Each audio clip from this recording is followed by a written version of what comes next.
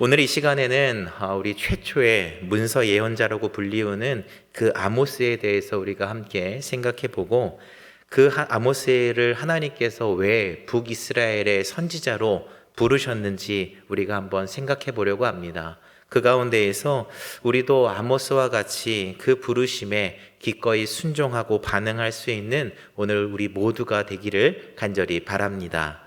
여러분도 잘 아시는 것과 같이 이 아모스는요, 남유다 출신입니다. 이례적으로 북이스라엘에서 활동한 남유다 출신의 바로 예언자가 바로 이 아모스라고 하는 사람입니다.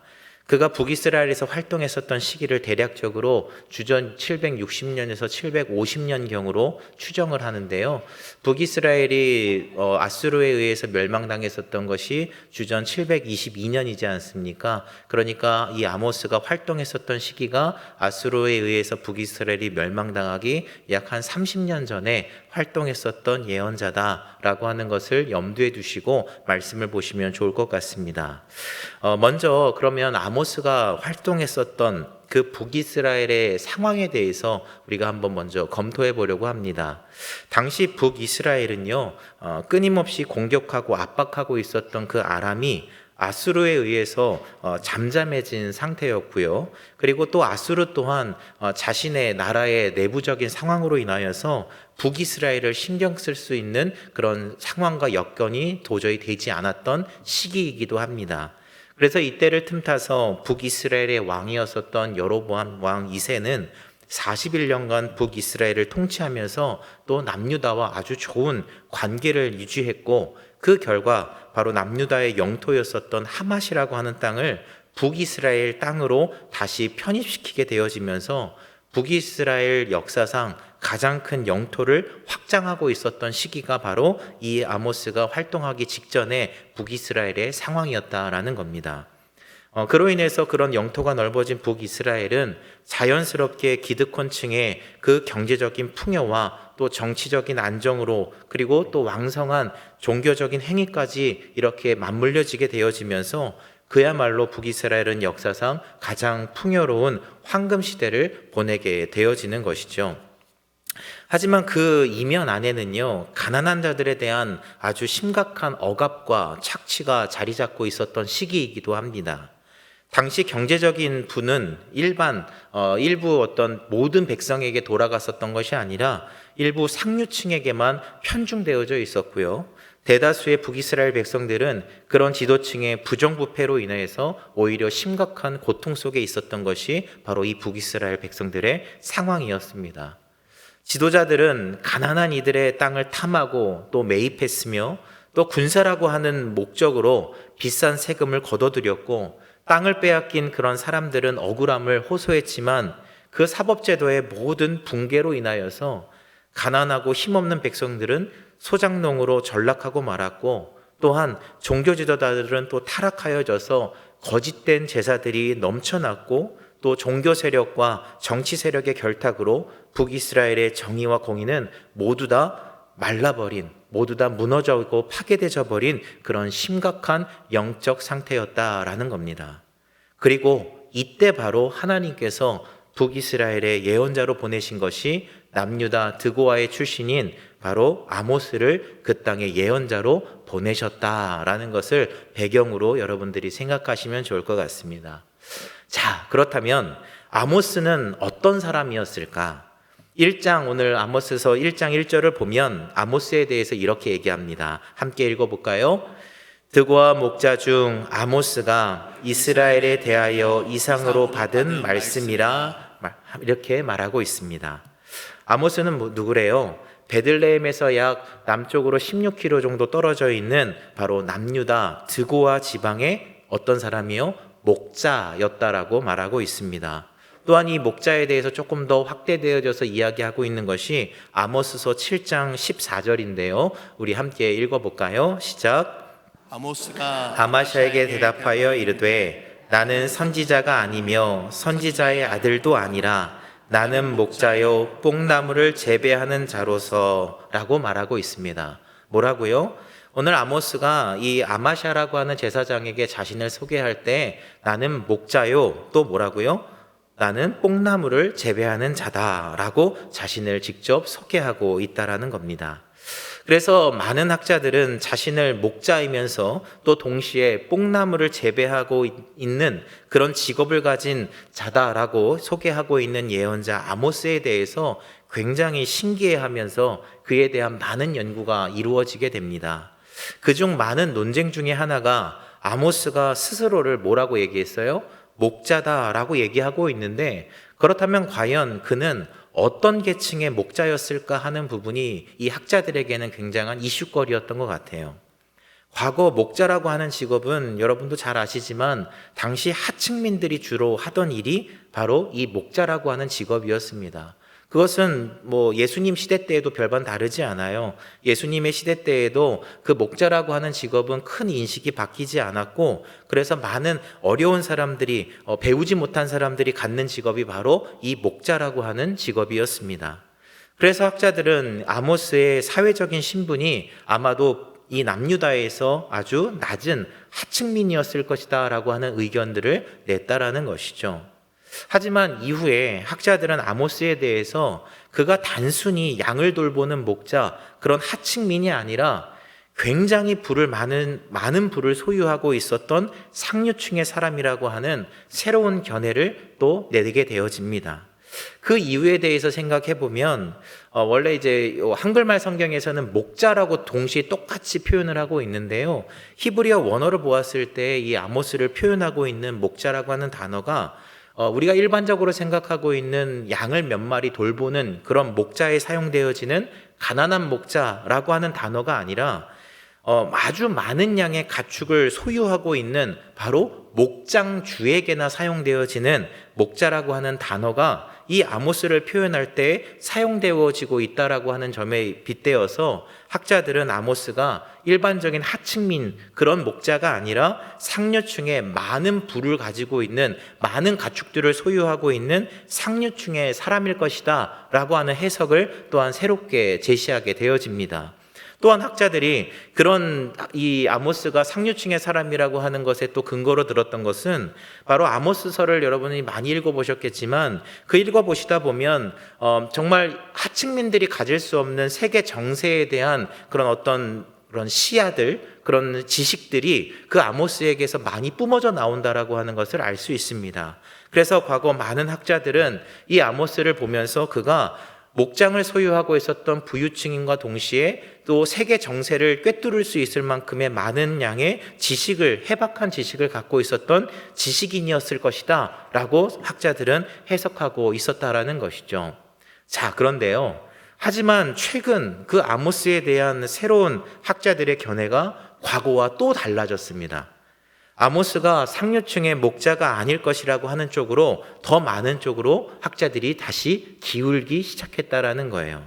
그 이유에 대해서 다시 이제 생각해 보자면, 우선 아모스가 만약 상류층의 목자였다면 아까 우리가 읽었었던 아모스 7장에서 아모스가 아마샤 제사장에게 자신을 소개할 때 뭐라고 했죠? 나는 목자요. 그리고 뒤에 뭐가 붙습니까? 뽕나무를 재배하는 자라고 이야기하고 있죠. 이렇게 말할 필요가 없었다라는 것으로 제안을 둡니다. 이게 무슨 얘기냐 하면 목장을 가지고 있을 만큼 부를 가지고 있었던 이 아모스가 굳이 뽕나무, 돌무화과 나무를 재배하는 일까지 그가 할 이유가 도저히 없었다라는 거예요. 그러니까 우리가 생각할 때 목장이라고 하는 게 그냥 소 몇 마리 있는 그런 정도가 아니라 수많은 어떤 종들을 거느리고 있을 만큼의 어마어마한 양의 부를 축적한 목장주다라고 보기가 어렵다라는 것이죠. 그러면 오늘날에는 많은 사람들이 더 많은 돈을 벌기 위해서 혹은 또 개인적인 사정으로 인해서 본인이 직업을 두고 또 여러 가지 부업들을 하는 시대이지 않습니까? 그래서 투잡, 쓰리잡까지 하는 일들이 지금 오늘날에는 우리가 이상하게 보지 않는 그냥 일반적인 경우이기도 하잖아요. 그렇다면 아모스도 더 많은 부를 쌓기 위해서 그렇게 큰 목장을 소유하고 있음에도 불구하고 굳이 뽕나무를 재배하는 그런 힘든 투잡까지 뛰는 일을 과연 그가 했던 것일까? 그럴 수 없었을 거라는 것이죠. 그래서 최근 아모스에 대한 해석은 과거 아주 부유한 상류층의 사람이 아닌 정확하게는 도대체 어떤 이유에선지는 모르겠지만 아모스는 어쩌면 두 가지의 직업을 가지고 살아야만 살 수 있을 만큼 아주 긴급하고 급박한 상황 속에 처해 있었던 사람이고 겨우 생계를 유지할 수 있었던 그런 사람일 것이라고 학자들은 새롭게 다시 그 아모스를 해석하고 있다라는 겁니다. 그러므로 아모스라고 하는 사람은요, 오늘의 우리네 삶과 별반 다르지 않은 아주 치열한 삶을 살아갔었던 바로 목자요 예언자로 우리가 오늘 볼 수 있게 되어지는 겁니다. 즉 하루하루 온 힘을 다하여서 투잡까지 뛰면서 살아가야만 하루살이 같은 연약한 우리네 모습과 같이 바로 살아갔었던 것이 아모스에게 우리의 모습이 투영되어 보여지고 있다라는 것을 알 수 있다라는 것이죠. 우리의 삶과 다르지 않은 삶을 살았던 예언자, 그가 바로 아모스였다라는 것으로 우리가 볼 수 있는 것입니다. 이런 아모스가 상류층이 또 아닐 것이라고 하는 해석에 대해서 어떤 학자들은 너무 자의적 해석이다라고 말하기도 해요. 그러나 아모스가 우리와 다르지 않은 그런 삶을 살았던 것에 힘을 실는 또 다른 결정적인 이유는 뭐냐 하면 바로 하나님께서 예언자도 아닌 목자 아모스를 북이스라엘의 예언자로 보내셨다라고 하는 바로 그 이유 하나만으로도 아주 강력한 설득력을 가지게 된다라고 그들은 말하고 있습니다. 처음에 여러분 제가 언급했지만 아모스가 하나님의 말씀을 선포하고 있었던 그 당시 북이스라엘의 상황은 어떠했습니까? 표면적으로는 그 북이스라엘은 정말 황금 시대를 지금 살아가곤 있었지만 내부적인 상황을 들여다보면 온갖 부정부패로 기득권층은 한없이 더 잘 살고 있었지만 그에 비해서 백성들은 정의와 공의가 무너져 내린 채 모든 것을 다 빼앗겨 버리고 인간으로서의 대우도 받지 못하는 아주 잔인하고 끔찍한 지옥과 같은 삶을 그들이 살아가고 있었던 상황이었다라는 것이죠. 그런 가운데에서 그 아모스의 예언을 한번 우리가 보게 되어지면, 이제 앞으로 보게 되어지겠지만 그 아모스의 예언을 보시면 기득권층에 대해서 하나님의 심판을 선언할 때요, 정말 사자가 포효하듯 하나님의 소리 가운데에서 그가 그들을 향하여 심판을 선포함과 동시에 긍휼한 마음을 가지고 가난한 의인들을 불쌍히 여기며 말씀을 전하고 있는 아모스의 모습이 성경에서 드러나고 있다라는 거예요. 근데 여기서 하나 좀 짚고 넘어갈 것이 있는데, 아모스서를 읽다 보시면 의인과 가난한 사람들이 동시에 나오고 있는 것을 보실 수 있어요. 그래서 가난한 사람들을 의인이라고 이야기를 하고 있거든요. 그러면 우리가 조금 생각할 때 가난한 사람들은 그러면 의인인 건가? 그럼 곧 반대로 의인이 곧 가난한 사람이어야 되는가라는 것에 대한 우리가 물음표가 달릴 수 있을 것 같습니다. 그런데 이것은 좀 우리가 해석의 여지를 둬야 되는 것인데, 이 가난한 사람들을 아모스가 왜 의인들이라고 이야기를 하고 있느냐 하면, 아까 말했다시피 북이스라엘은 모든 사법체계가 다 무너져 내려서 그러니까 재판이 공정하지가 않은 거예요. 그래서 기득권층이 재판장에게 돈만 주면, 로비만 하면 자기에게 아주 유리한 조건으로 재판에서 승소를 할 수 있었던 시기가 바로 이 황금 시대였단 말이죠. 그러니까 오히려 힘없고 가난한 사람들, 그러니까 정직한 사람들, 나는 세금을 내야 되니까 이 사람에게 빌린 돈을 나는 잘 갚아야 되겠다라고 해서 정직하게 오히려 법대로 살아가는 사람들, 즉 하나님의 법대로 살아가는 사람들은 오히려 그 가운데에서 더 많은 피해를 보고 있었다라는 것이죠. 그러니까 아모스가 보는 그 북이스라엘 시점에서 가난한 사람들이라고 하는 것은 곧 뭐냐? 하나님의 말씀을 목숨 걸고 지킨 사람들을 가리키는 거예요. 하나님의 말씀대로 살아가니까 죄악이 가득한 그 북이스라엘 가운데에서 오히려 피해를 보고 인간으로서의 대우를 받지 못하면서 가난한 저 인생의 밑바닥 가운데까지 떨어진 사람들이 대부분 법을 지키기 위해, 하나님의 말씀을 지키기 위해 정직하게 살아갔던 사람들을 가리키고 있기 때문에 의인이 곧 가난한 사람이요, 가난한 사람이 바로 의인입니다. 그래서 여러분들이 그것을 읽으실 때 가난해야 의인인가가 아니라 그 가난해진 이유에 대해서 우리가 잘 생각하시면 좋을 것 같아요. 즉 아모스는 북이스라엘의 그 가난한 의인들에게 가볍게 어떤 위로의 메시지를 그렇게 그냥 쉽게 전달한 것이 아니라 정말 힘없고 불쌍한 이스라엘 백성들의 그 어려운 상황에 아모스는 진심으로 슬퍼하고 그 부정부패로 물든 북이스라엘의 그 기득권층을 향하여서 하나님의 분노를 담은 심판의 메시지를 그가 공감하며 전할 수 있게 되어졌다라는 거예요. 그런데 만약 아모스가 부족한 것 하나 없이 너무나도 잘 먹고 잘 살던 그런 상류층의 목자였다면, 인간 대우도 받지 못하면서 죽어가고 있는 그 북이스라엘 백성들의 그 비참한 슬픔을 아모스가 정말 100% 공감하며 하나님의 말씀을 진실되게 과연 그가 전할 수 있었을까요? 그 기득권층을 향하여서 분노하며 선언할 수 있었을까요? 절대 그렇게 하지 못했을 거라는 것이죠. 어떻게 그들의 삶이 공감되겠습니까? 공감하기 힘든 거예요. 그런 삶을 살지 않았는데, 그런 시간을 보내본 적이 없는데 어떻게 공감하고 그들의 삶에 함께 공통할 수 있겠습니까? 하나님은 그런 공감하지 못하는 예언자를 당신의 마음을 전하는 메신저로, 대언자로 그렇게 그들에게 보내시는, 대충 보내시는 그런 하나님이 아니십니다. 왜냐하면 하나님이 바로 공감과 공통의 하나님이시기 때문에 하나님은 결코 아무나 그곳에 보내시지 않았다라는 거예요. 그래서 학자들은 아모스를 상류층의 어떤 지식인이라고 보기보다는 북이스라엘의 의인들의 고통에 함께 가슴 아파하고 분노할 수 있는 그런 위치의 목자였을 것이다 라고 오늘날 말하고 있다라는 겁니다. 여러분, 하나님은 공감과 공통의 하나님이십니다. 하나님은 거짓으로 공감하지 않으십니다. 하나님은 거짓으로 공통하지 않으세요. 하나님은 예수님을 통해 우리에게 그 사실을 증명하셨어요. 예수님이 이 땅에 우리와 똑같이 먹고, 똑같이 자고, 똑같이 웃고, 똑같이 울고, 똑같이 아파하고, 똑같이 슬퍼하며, 그리고 사역하시기 전까지 우리와 똑같이 생계전선에 나아가 목수로서 일하시며 자신의 가족들을 목수 나사렛 예수로서 부양하셨지 않습니까? 예수님은 또한 로마의 압제 속에서 녹록지 않았던 그 유대인들의 삶을 직접 살아내시면서 그들의 삶의 어려움을 경험해 보셨잖아요. 왜 하나님은 이 땅에 성육신하셔서 왜 그러한 삶을 경험하셨던 것일까요? 왜 이 땅에 오셔서 살아내셨어야만 했을까요? 그 이유는요, 다른 것이 아니에요. 바로 그들의 아픔을 공감하기 위해서입니다.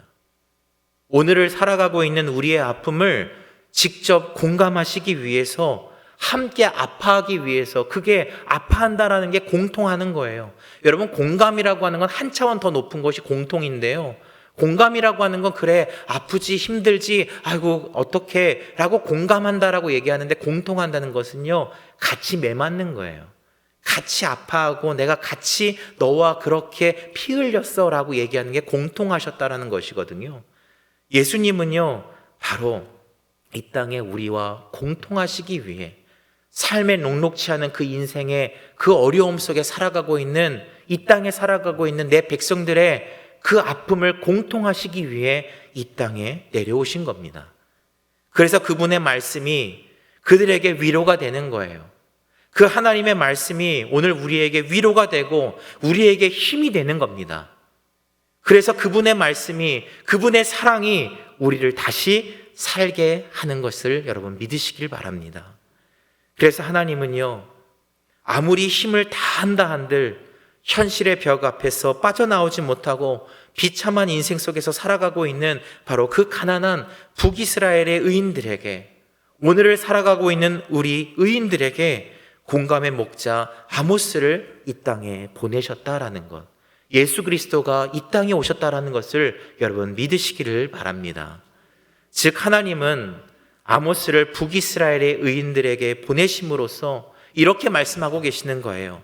내가 너희의 아픔을 이해하고 있다고, 너와 함께 아파하고 있다고, 너의 신음소리에 내 억장이 무너지고 있다라고 당신의 마음을 아모스를 통하여 직접적으로 전하고 계시는 거예요.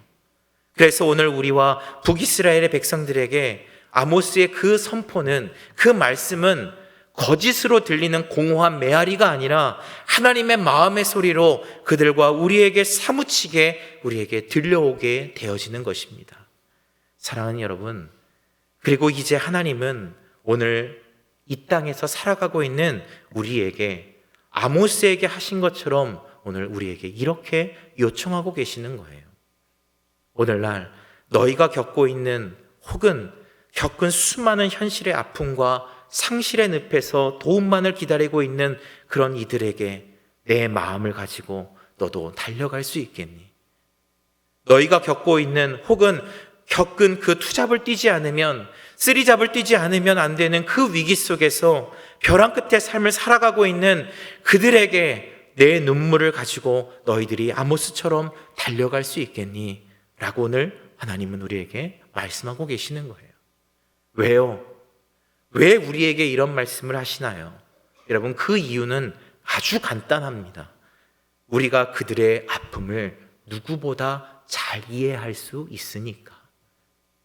그래서 누구보다 하나님의 마음을 가장 진실되고 가장 속 깊이 전할 수 있는 아모스와 같은 목자이기 때문에 하나님은 오늘 우리들에게 물어보고 계시는 거예요. 그러나 안타깝게도 우리는 한사코 참 거절하기가 바쁜 것 같아요. 하나님, 저는 힘이 없어요.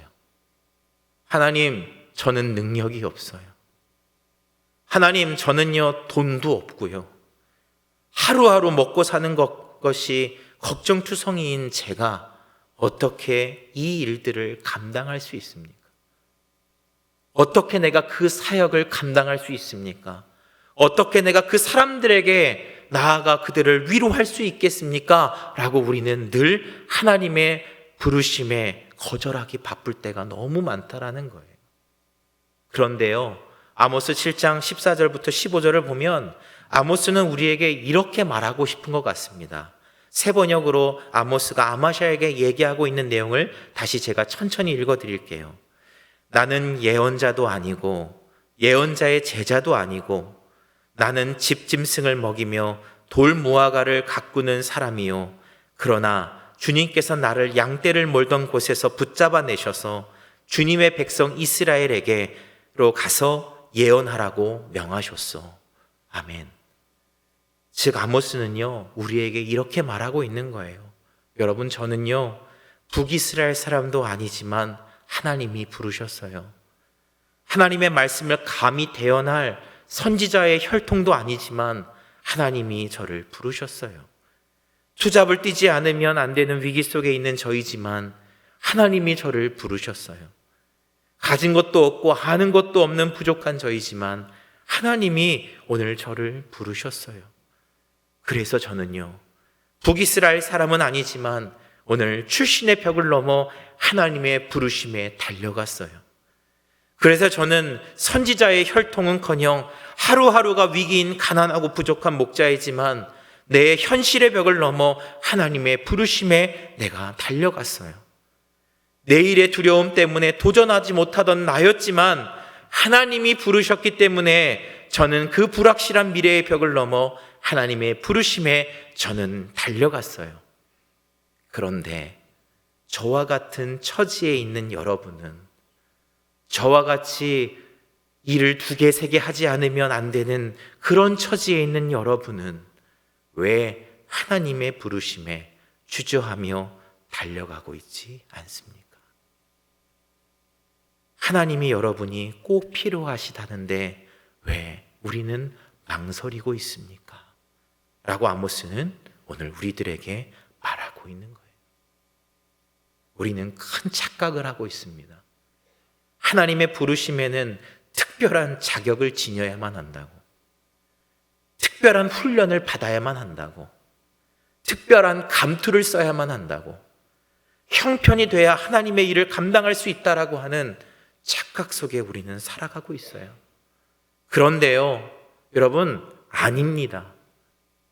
하나님의 부름에는요, 어떠한 특별한 자격도, 특별한 훈련도, 특별한 직분이나 신분도, 나이와 능력도 필요하지 않으심을 여러분 믿으시길 바랍니다. 오직 하나님의 부르심에는 나를 향한 뜻과 동시에 상대방을 향한 하나님의 완벽한 뜻만이 있는 거예요. 즉 하나님은 북이스라엘 백성들에게 하나님의 말씀을 전하기 가장 합당한 자로서 여러분 지금 누구를 뽑으셨어요? 아모스였잖아요. 목자 아모스였잖아요. 뽕나무를 재배하는 아모스였잖아요. 그런데 그를 하나님께서 북이스라엘의 예언자로 그들을 위로할 수 있는 사람으로 뽑을 것이라고 그 누가 예상이나 했겠습니까? 아니, 아모스 자신조차도 예상하지 못했을 거예요. 왜냐하면 자신은 남유다 출신인 드고와 목자 아모스이기 때문에 뽕나무를 재배해야지만 살아갈 수 있었던 하루하루가 각박한 그런 인생을 살아가는 목자 아모스였기 때문에 자신조차도 자신이 거기에 갈 수 있는 자라고 생각하지 않았을 거예요. 그런데 그 부르심에 어떤 결과가 나왔습니까? 실패했습니까? 그 아모스를 부르신 것이 실패했습니까? 여러분 틀렸습니까? 아니잖아요. 북이스라엘 향한 하나님의 마음을 가장 완벽하게 보여주고 선포한 최초의 문서 예언자로 오늘 우리는 그를 만나고 있는 것 아니겠습니까? 여러분, 하나님이 여러분을 목회자를 통해 또 동역자들을 통해 이제 연말에 부르실 거예요. 계속해서 여러분에게 권면하실 거예요. 함께 사역하자고, 그 자리를 지켜달라고, 더 나아가자고 계속해서 여러분에게 노크하실 거예요. 어쩌면 우리는 나는 잘 몰라요. 분명 누군가에게 나는 잘 모르지만 분명 누군가에게 내가 지금 꼭 필요한 사람이기 때문에 하나님은 우리를 부르시는 거예요. 그 사역의 자리에 내가 꼭 필요한지 잘 모르겠지만 내가 그 자리에 꼭 필요한 사람이기 때문에 하나님은 우리를 부르시고 계심을 여러분 믿으시기를 바랍니다. 하나님의 부르심은 여러분 나를 잘되게 하기 위함이 아니에요. 하나님의 부르심은 아모스가 잘되게 하기 위해서 아모스를 불렀나요? 아니에요. 바로 그 북이스라엘의 백성들을 살리기 위해, 그들의 마음을 위로하기 위해, 그곳에 있는 이들에게 하나님의 심판을 선언하기 위해 아모스를 위해 부르신 게 아니라 그 땅에서 죽어가고 있는 비참한 인생을 살아가고 있는 그 백성들을 살려내기 위해 아모스를 불러내셨던 거예요. 나를 위한 사역이 아니에요. 누군가를 위한 사역에 하나님은 기꺼이 우리를 사용하십니다. 왜요? 내가 그들의 삶을 공감할 수 있기 때문에, 그들의 삶에 함께 공통할 수 있는 공동체이기 때문에 하나님은 기꺼이 부족하고 연약하지만 오늘 우리를 불러내시어서 그 영광된 부르심의 자리에 여러분을 초대하고 계시다라는 것을 여러분 꼭 기억하시기를 바랍니다. 그래서 혹여나 하나님 내가 힘이 없다면 여러분 힘을 달라고 구하십시오. 사람이 없다면 사람을 보내달라고, 나와 함께 사역할 사람을 보내달라고 여러분 기도하십시오. 건강에 어려움이 있으시다면 하나님 나를 고쳐달라고, 나를 치료해달라고 하나님께 간절하게 구하십시오. 왜요? 하나님의 부르심에 우리는 달려가야 되니까. 그 부르심에 내가 꼭 필요하다고 말씀하시니까 우리는 하나님 그 사역 감당할 수 있도록, 내가 그들을 위로할 수 있는 공감의 사역자로 내가 부족하지만 나아갈 수 있도록 나의 부족함을 채워달라고 기도하며 나아가는 부름받는 목자 모두가 되시기를 간절히 바랍니다.